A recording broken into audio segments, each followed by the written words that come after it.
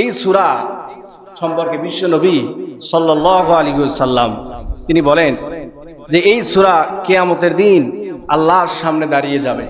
যে ব্যক্তি এই সূরা তেলাওয়াত করবে প্রতিদিন প্রতি রাতে ঘুমানোর আগে, যে ব্যক্তি এই সূরা তেলাওয়াত করবে, সূরার আমল করবে, কিয়ামতের দিন এই সূরা ওই ব্যক্তির জন্য সুপারিশ করবে। সুপারিশের জন্য আল্লাহর সামনে দাঁড়িয়ে যাবে এবং আল্লাহর সাথে তর্ক করতে থাকবে। সুবহানাল্লাহ বলেন। এই সূরা যে ব্যক্তি আমল করবে, তেলাওয়াত করবে, বিশ্বনবী বলেন যে কোরআনের এমন একটি সূরা আছে যার আয়াত মাত্র 30টি। কয়টি? 30টি। যে ব্যক্তি তেলাওয়াত করবে, যে ব্যক্তি এই সূরা আমল করবে, বাস্তব জীবনে এই সূরা যথাযথভাবে প্রয়োগ করবে, ওই ব্যক্তির জন্য এই সূরা কিয়ামতের দিন তার জন্য আল্লাহর সাথে তর্ক করতে থাকবে যতক্ষণ না আল্লাহ ওই ব্যক্তিকে জান্নাত না দিয়েছে। বলি সুবহানাল্লাহ।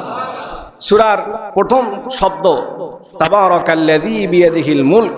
এই মুলক থেকে সূরার নামকরণ করা হয়েছে। মুলক মানে রাজত্ব। মুলক মানে কি? রাজত্ব। মুলক মানে ক্ষমতা। মুলক মানে পাওয়ার।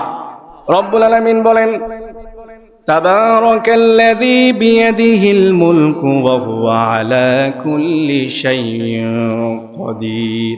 সুমহান সেই সত্তা যার হাতে ক্ষমতা আর তিনি সকল কিছুর উপর ক্ষমতাশীল, তার উপরে আর পৃথিবীর কারো ক্ষমতা নাই। রব্বুল আলামিন বলছেন তাবারাকাল্লাযী বিয়াদিহিল মুলক।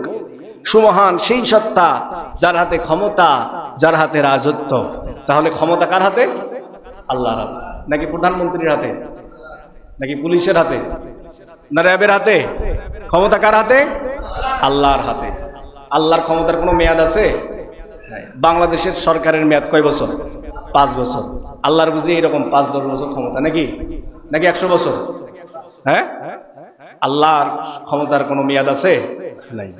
পৃথিবীর মানুষের ক্ষমতা আল্লাহর ক্ষমতা। আমাদের দেশের কিছু বুদ্ধিজীবী তারা বলে ক্ষমতার উৎস জনগণ, কিন্তু আল্লাহ রাব্বুল আলামিন বলছেন সকল কিছুর উপর তিনি ক্ষমতাশীল। ক্ষমতা একমাত্র তার হাতে। বিয়াদিহিল মুলক, তার হাতেই ক্ষমতা।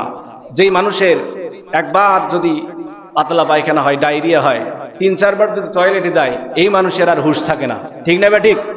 এই মানুষ নাকি ক্ষমতার উৎস, এই মানুষ নাকি ক্ষমতাশীল। যেই মানুষকে বল্লা যদি একটা কামড় দেয়, এই বল্লাকে আর আমরা ধরতে পারি না। ঠিক না ঠিক বলেন? যেই মানুষের পাওয়ার, এই মানুষের পাওয়ার এত তুচ্ছ, এত ছোট্ট, একটা পিঁপড়া কামড় দিলে সেই পিঁপড়াকে আমরা কামড় দিতে পারি না। কুকুর যদি আমাদের কামড়ায়, উল্টা কুকুরকে আর কামড়াতে পারি না। এই হলো মানুষের শক্তি। এই জন্য রব্বুল আলামিন বললেন তাবারাকাল্লাযী বিয়াদিহিল মুলকু ওয়া হুয়া আলা কুল্লি শাইইন কাদির। সুমহান সেই সত্তা যার হাতে রাজত্ব, যার হাতে ক্ষমতা, আর তিনি সকল কিছুর উপর ক্ষমতাশীল। আওয়াজ করে বলেন ক্ষমতা কার হাতে? আল্লাহর হাতে। পৃথিবীর মানুষ ক্ষমতায় যায় গণতান্ত্রিক পন্থায়, ভোট দিয়ে। আল্লাহ বুঝি ভোট দিয়ে ক্ষমতায় গেছে নাকি? এরকম করে ক্ষমতায় গেছে না। পৃথিবীর মানুষ যখন বিপদে পড়ে তখন আল্লাহকে চেনে, যখন বিপদে পড়ে তখন আল্লাহকে চেনে। আল্লাহ আছে না নাই? সাগরের মাঝে গিয়ে দেখিয়েন আল্লাহ আছে না নাই। ওই যে মহেশখালী দ্বীপে, কক্সবাজার, চট্টগ্রাম, মহেশখালী দ্বীপে বৌদ্ধদের যে উপাসনালয় আছে, ওই মহেশখালী দ্বীপে যখন ঝড় শুরু হয়, ওই বৌদ্ধরা পর্যন্ত আল্লাহর নামে জিকির করে। হিন্দু, খ্রিস্টান, বৌদ্ধ, ইহুদি এরা যখন বিপদে পড়ে তখন আল্লাহর নাম অনায়াসেই মুখ দিয়ে জপতে থাকে। একবার প্রধানমন্ত্রী বিমানে উঠছিল আকাশে, বিমানে কোনো একটা কারণে, যান্ত্রিক সমস্যার কারণে ওই বিমানটা 33 বার ঘুরছিল। 33 বার এরকম করে ঘুরছিল কোনো একটা সমস্যার কারণে।